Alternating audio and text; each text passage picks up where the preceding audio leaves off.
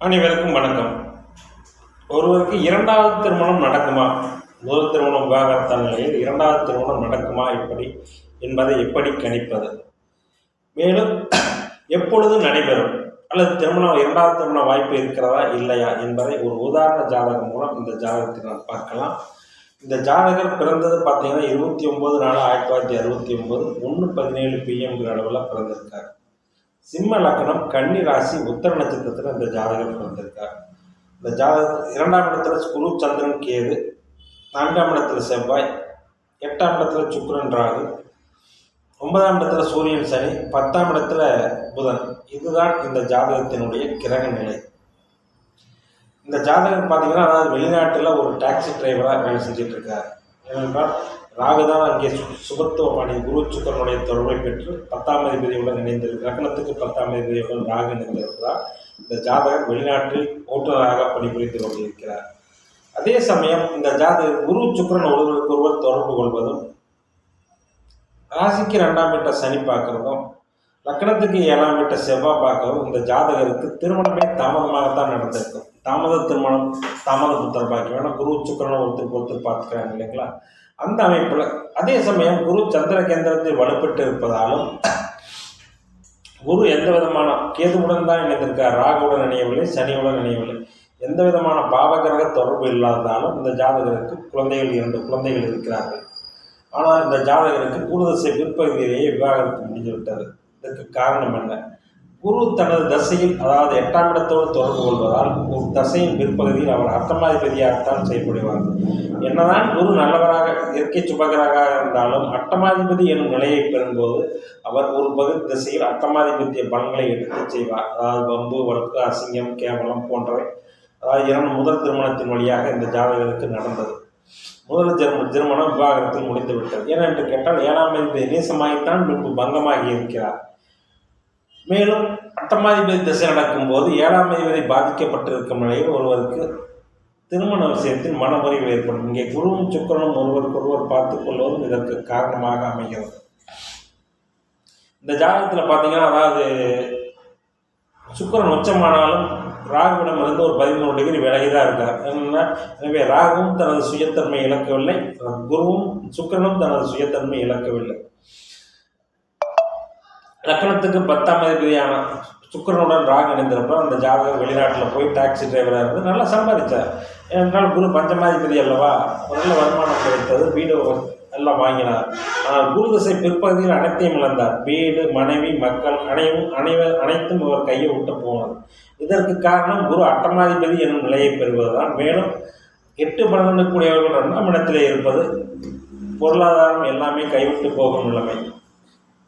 துர்ஸ்தானாதிபதிகள் என்று சொல்லக்கூடிய 8ஆம் அதிபதியும் 12ஆம் அதிபதியும் 2 இருக்கிறார்கள். என்னதான் அவர்கள் வளைப்பறை நிலையில் இருந்தாலும் அட்டமாதிபத்தியம் என்னும் அமைப்பை குரு பெற்ற காரணத்தால் அந்த குரு அட்டமாதிபத்தியற்கான செஞ்சே தீர்வார். சரி, இந்த ஜாதகருக்கு 2ஆவது திருமணம் நடக்குமா என்றால் நடக்கும். எப்படி நடக்கும்? 7ஆம் அதிபதி நீசமாகி பின்பு பங்கமாகி இருக்கார். சூரியனுடன் ஒன்றும் பெருசாக சூரியனோட ரொம்ப நெருங்கி இல்லை. 7ஆம் அதிபதிக்கு வீடு கொடுத்த செவ்வாய் அங்கே ஆட்சியாக இருப்பதால் 7ஆம் அதிபதியான சனி நீசபங்க அமைப்பிலே இருக்கிறார்.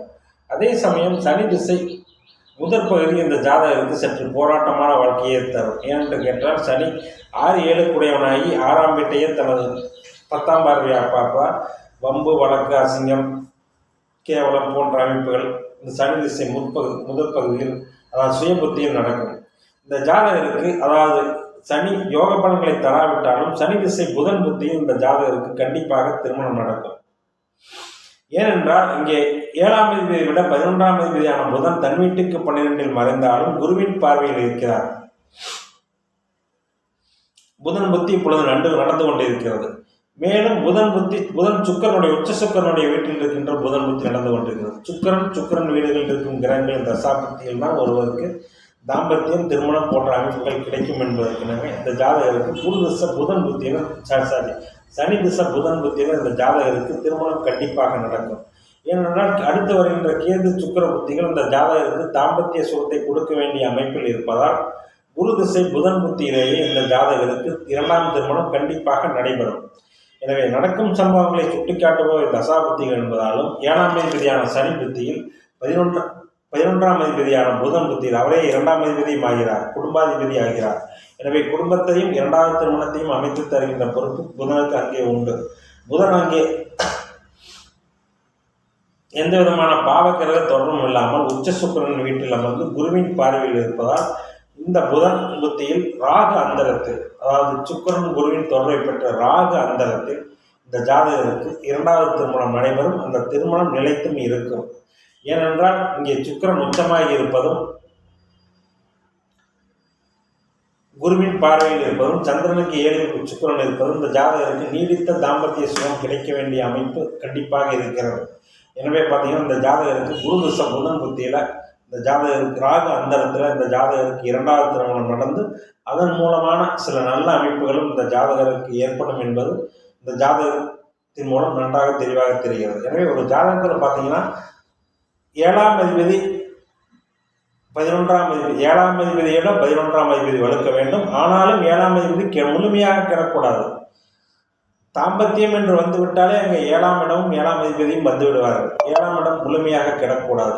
இந்த அமைப்பில் 7ஆம் அதிபதி முழுமையாக கெடாமல் 7ஆம் வீட்டை ராஜயோகாதிபதி செவ்வாய் தான் பார்க்கிறார், சனியோ ராகுவோ இல்லாத அமைப்பில் 11ஆம் அதிபதி குருவின் பார்வையில் உச்ச சுக்கிரன் வீட்டில் இருப்பதால் 7ஆம் அதிபதியோட 11ஆம் அதிபதி வலுத்திருப்பதால் இந்த ஜாதகருக்கு சனி திசை புதன் புத்தியில் 2வது திருமணம் கண்டிப்பாக நடக்கும் என்பதை இதன் மூலம் நாம் அறிந்து கொள்ளலாம். நன்றி, வணக்கம்.